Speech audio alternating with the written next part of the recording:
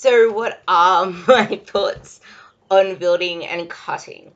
Okay, so as I've pretty much alluded to in my other videos in the series, muscle gain is a much slower process than fat loss, because if you're focusing primarily on fat loss, like, to me, when you're trying to gain muscle, you should be looking to put on weight 2 to 4 times, maybe 4 times slower than actual fat loss itself, especially as us females. And like, muscle, the actual muscle fibers take a longer time to grow than fat can be burned off. And we all know this. The reason that you will see an initial gain in the scales at any point is because the body weight is your gravity on a scale, and that's why I don't like taking measures of pretty much just the scale, and why I tend to stop a lot of females stepping on the scale, because they attach too much worth to that number. But it includes food volume, it includes water weight inside the muscles, as well as water weight from the carbs that you eat. It includes digestion, it includes whether you've pooped that day or not, all that stuff. Okay, so it is important to remember that periodization is the key in any nutritional approach and in any training approach, and that's because the body is so highly adaptive. You don't want to keep on a linear, like, you can't use the argument that linear and undulating like, one performs, like, the undulating has been proven to appear better than the linear, because to me every single case is different, and especially for females, like, just going bulk and cut, there is there's a much bigger mental component to it, as well as the fact that our hormones are not the same as a male's hormones, and our bodies love storing fat. And not only that, but like I've mentioned before, our calorie allowance is that much smaller than that of a male's, that any little adjustment is, like, amplified. Any little bit that we go over of a surplus is amplified, probably 2 times, because a lot of males eat 2 times more than what we do. So keep that in mind when you are approaching any dieting phase. And, like, if you don't approach weight gain slowly, I'm going to go into this in one of my future ones, because I was writing on it today in another summary. I have so many summaries that I want to put into video form for you guys, as well as written form, depending on which way you will learn this better, because it's just that important. But with the quicker the rate of weight gain in order to build muscle, you're going to have increasing fat gain. And we all know that if we're going to try and get dressed in our favorite dresses, or we're looking to get ready for work or a date with like the new boy in town, I don't know, I'm not really into, I just learned that Bumble isn't Bumblebee, it's a dating site, so whatever the hell. But like, you want to feel freaking confident, and if you're bulking and putting on weight way too quickly, there's going to be an increasing amount of fat gain with it. Like, if you're starting off here with the same ratio, as you put on more and more weight, the fat to muscle ratio will go up like this, and it's not going to do your mindset very well whatsoever. Not only that, but adaptive resistance, the more we fight against our body set point, because our body's like staying the same. The more we fight it to get leaner, it fights back. The more we fight it to get bigger, it fights back. So it's not going to just keep on adding on muscle mass, and it's going to do everything it can to bring us back to that status. And the more fat mass that we put on, the more insulin resistant we get. And pretty much something that I'll be going on to in one of my future ones is that being more insulin resistant means that a lot of the nutrients that we take in, we can't partition them as well. So a lot of it will go to fat storage versus being used by muscles. The more muscle we have, the more insulin sensitive we are. The more insulin sensitive we are, the more that the nutrients we consume will actually go to our working muscles. And if we're able to actually consume more carbs, guess what that means? not only can we perform better, not only are we going to be loving life because carbs are the best, but cortisol, carbs, taking carbs, it mitigates any increase. Like, say you go to the gym and you're really stressed out, and like there's physical stress and there's mental stress, but it stresses out your body. Our cortisol levels after the gym will be higher.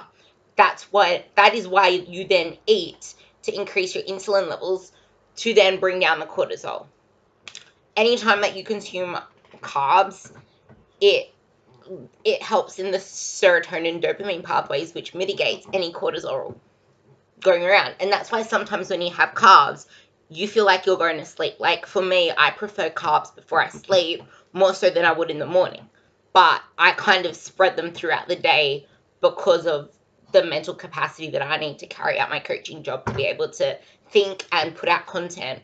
But if I was in an ideal thing where it's all about Ruby and not about anyone else, I would be eating my cereal and my oats and all the yummy stuff at night, and prioritizing all my veggies and protein throughout the day, which I pretty much do anyway. But I sporadically put my carbs throughout the day. But I did just write a plan where I'm planning to eat like all the potatoes in the world before bed.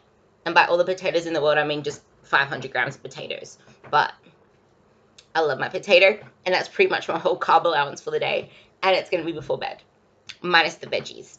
And I'm going to have, yeah, anyway, back to what I'm talking about.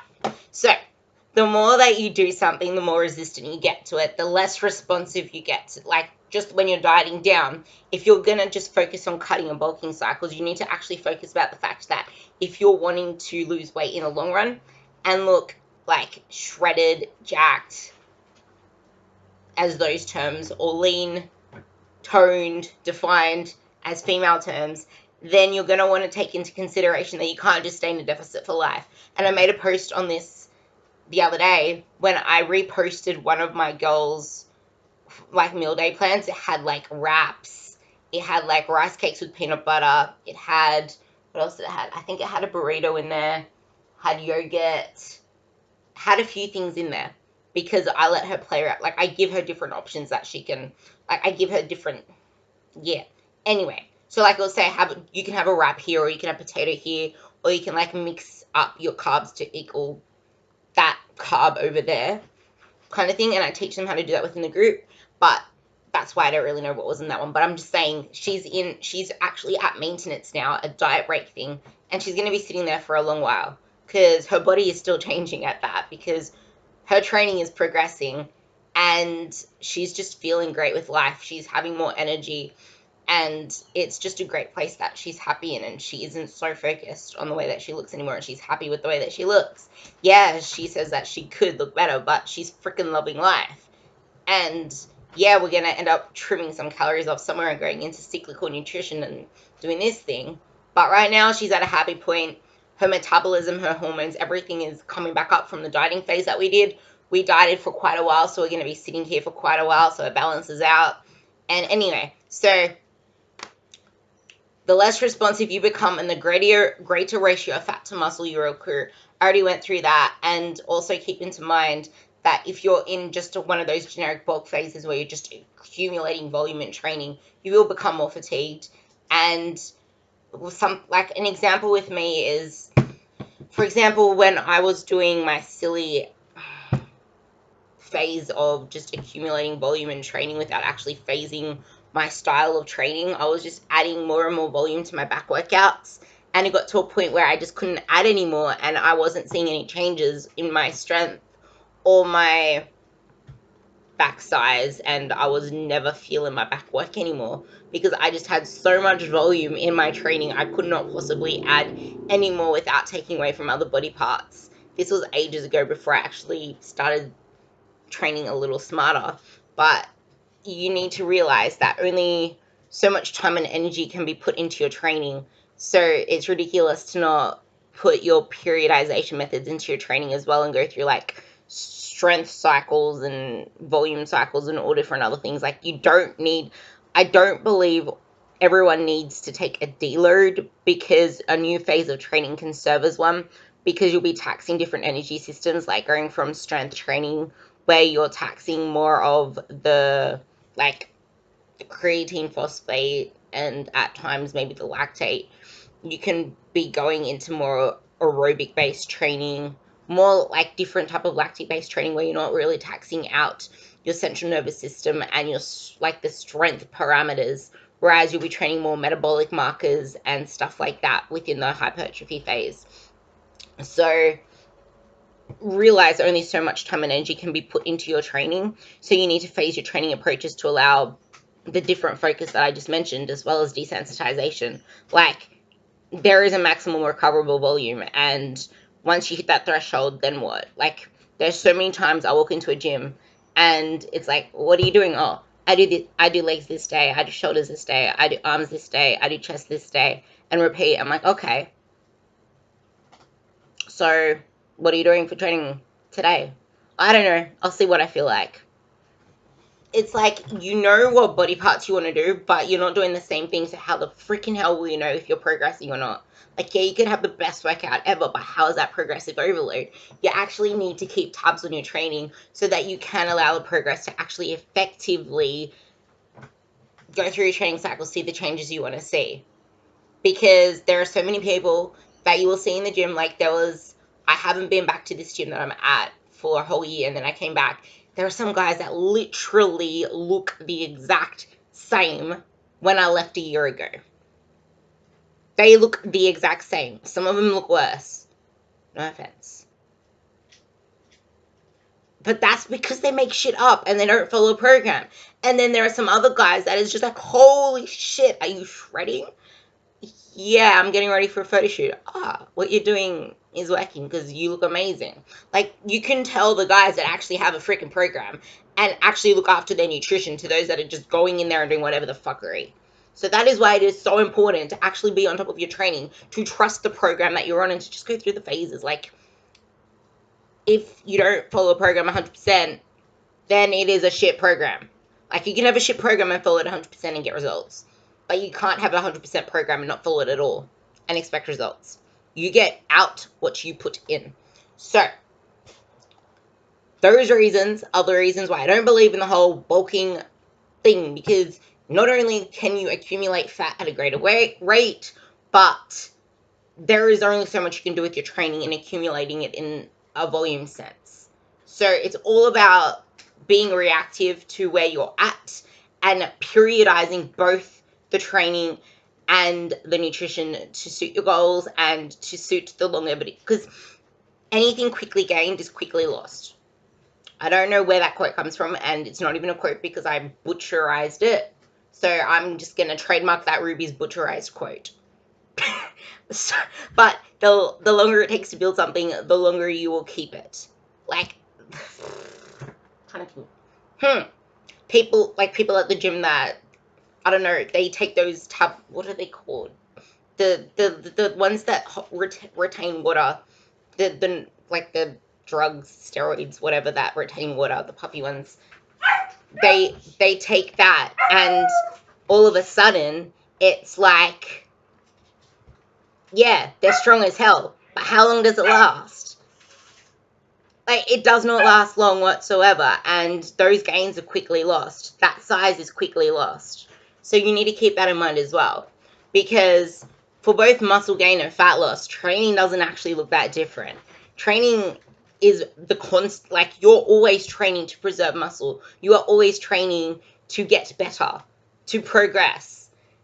But this is also where knowing the measures of progress is so important, because like, you can't just continuously keep adding reps and sets and freaking weight to the bar, because otherwise we'd all be freaking, I always go to say Einstein, but he's up here, not in here. But we'd always be like Superman. There we go. We'd be Superman, and we'd be lifting bloody trucks and hulking everything up. But we're not. Like, you progress in more ways than one. You connect some muscles better. Like, I'm still doing freaking 5-kilo lateral raises, which is what I've been doing for months. But guess what? I struggle like hell through them still, because I'm feeling them. And you desensitize your muscle through the phases you go through. So it is so important that as there is phasic nutrition, there is also training that you phase between, like strength blocks, so hypertrophy blocks. But in between the both, you have to gradually build your way up. As you desensitize to one of them, as you build up one of them, it desensitizes you from the other one. So say you're in a strength phase, that's going to desensitize you from all the volume and stuff. Like, for example, I really want to get back into bodybuilding again. So what did I do? I went from doing freaking body powerlifting training to actually ramping up my volume, ramping up the exercises that I do in a training session, ramping up my reps. And guess what? I was sore as, yeah, I was sore for the first 2 weeks. And I was actually gassed out doing walking lunges by the second set, and I had 4 sets to do. So I was desensitized to that mode of training. So I had to take it slowly. I couldn't just go, oh, okay, let's start repping out like 110 kilo deadlifts for Romanian deadlifts for like 10 reppers. No, we had to like gradually build it up. And I'm like, I started with doing 3 sets, and now I'm back up doing 4 sets again. Like, you can't just go full balls to the wall in the other one, because that's the whole point of desensitizing you from something, so that you can gradually build yourself up again and remake the progress. And that is where recomposition comes in, because you're still able to progressively overload and see changes and progress in your numbers, in your training, in your performance, in your feelings, while you're sitting at a maintenance level. Because maintenance does not mean you are not adding any progress.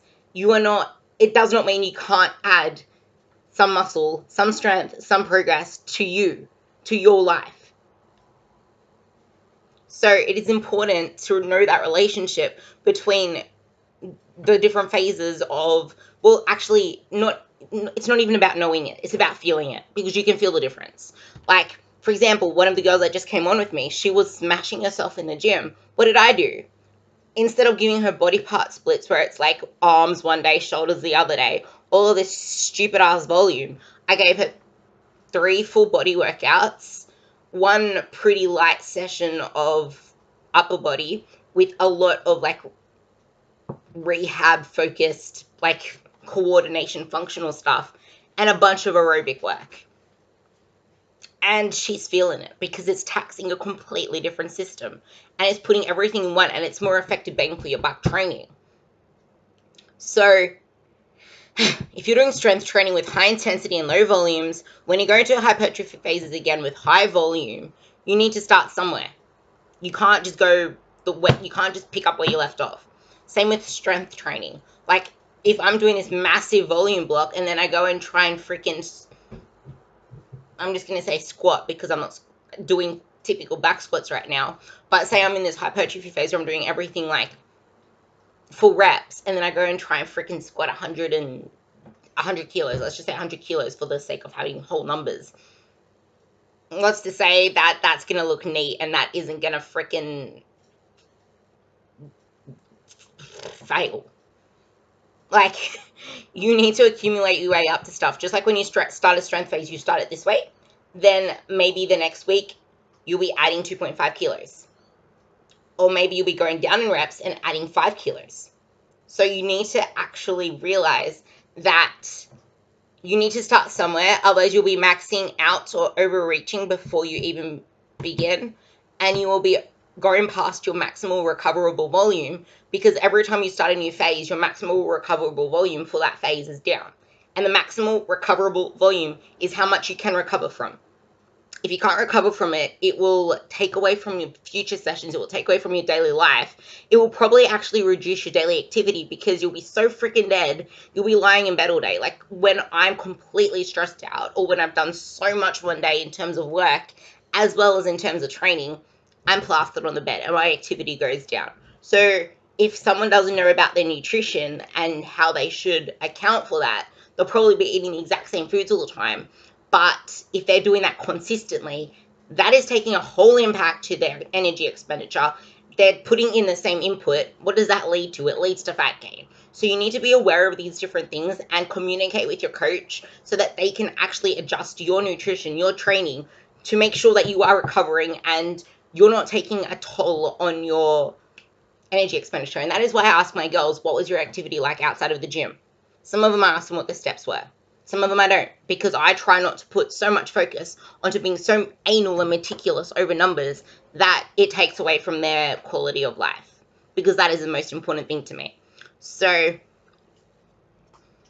pretty much that covers what I wanted to say in this article, and it was spread over 2 videos, so I have like another article to go, which is a little longer, and then I'm in the middle of writing another one. So I hope that really helped, and I just want to leave it on this really important note that I have in this one, and that's, don't just put your progress measures to the weight on the bar, because we can't just keep racking up the kilos.